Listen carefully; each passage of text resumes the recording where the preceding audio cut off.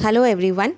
Today I am going to narrate a short story of Ruskin Bond, The Great Train Journey. The story name is The High's Abbot.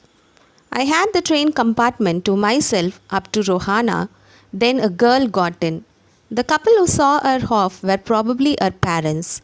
They seemed very anxious about her comfort, and the women gave the girl detailed instruction as to where to keep her things, when not to lean out of windows, and how to avoid speaking to strangers.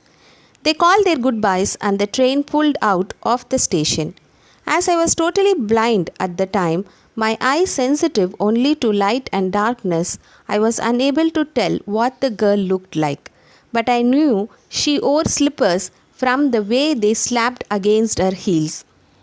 It would take me some time to discover something about her looks, and perhaps I never would. But I liked the sound of her voice and even the sound of her slippers. "Are you going all the way to Dehra?" I asked. I must have been sitting in a dark corner because my voice startled her. She gave a little exclamation and said, "I didn't know anyone else was here." Well, it often happens that people with good eyesight fail to see what is right in front of them. They have too much to take in, I suppose, whereas people who cannot see or see very little have to take in only the essentials, whatever registers telling on their remaining senses. "I didn't see you either," I said, "but I heard you come in." I wondered if I would be able to prevent her from discovering that I was blind. Provided I keep to my seat, I thought it shouldn't be too difficult. The girl said, "I am getting off at Sharanpur. My hand is meeting me there." "Then I had better not get too familiar," I replied. "Aunts are usually formidable creatures." "Where are you going?" she asked. "To Dehra and then to Missouri." "Oh, how lucky you are. I wish I were going to Missouri. I love the hills, especially in October." "Yes, this is the best time," I said, calling on my memories. "The hills are covered with wild dahlias and the sun is delicious, and at night you can sit in front of a log of fire and drink a little brandy. Most of the tourists have gone and the roads are quiet and almost deserted. Yes, October is the best time." She was silent. I wondered if my words had touched her or whether she thought me a romantic fool. Then I made a mistake. "What is it like outside?" I asked. She seemed to find nothing strange in the question. Had she noticed already that I could not see? But her next question removed my doubts. "Why don't you look out of the window?" she asked.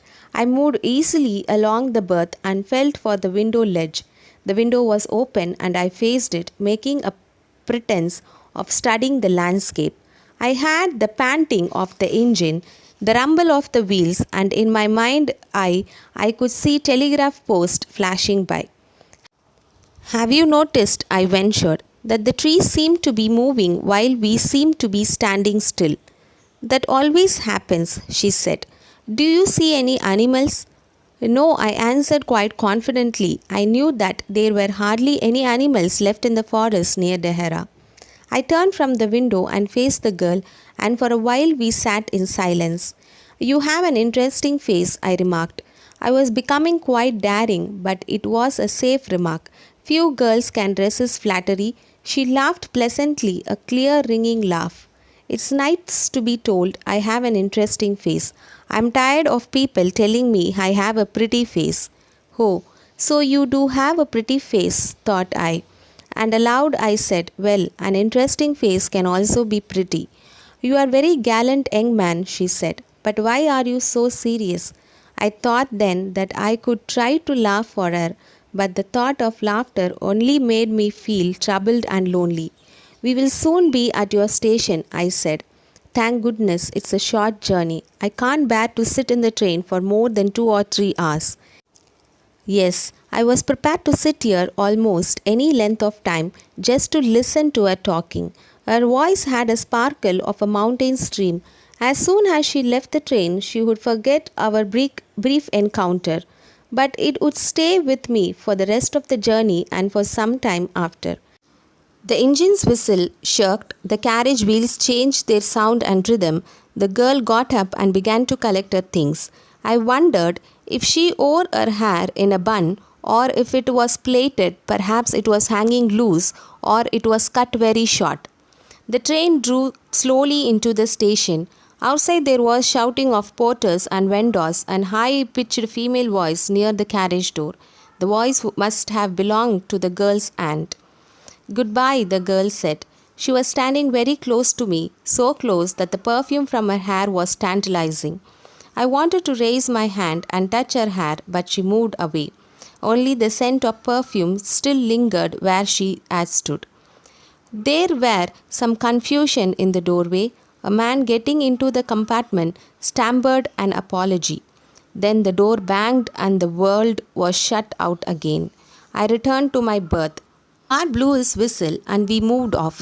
Once again I had a game to play and a new fellow traveller.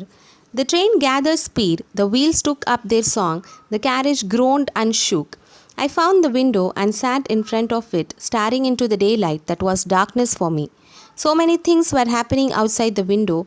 It could be a fascinating game guessing what went on out there. The man who had entered the compartment broke into reverie. "You must be disappointed," he said. "I am not nearly as attractive a travelling companion as the one who just left." "She was an interesting girl," I said. "Can you tell me, did she keep her hair long or short?" I don't remember," he said, sounding puzzled. "It was her eyes I noticed, not her hair. She had beautiful eyes, but they were of no use to her. She was completely blind. Didn't you notice?" Thank you.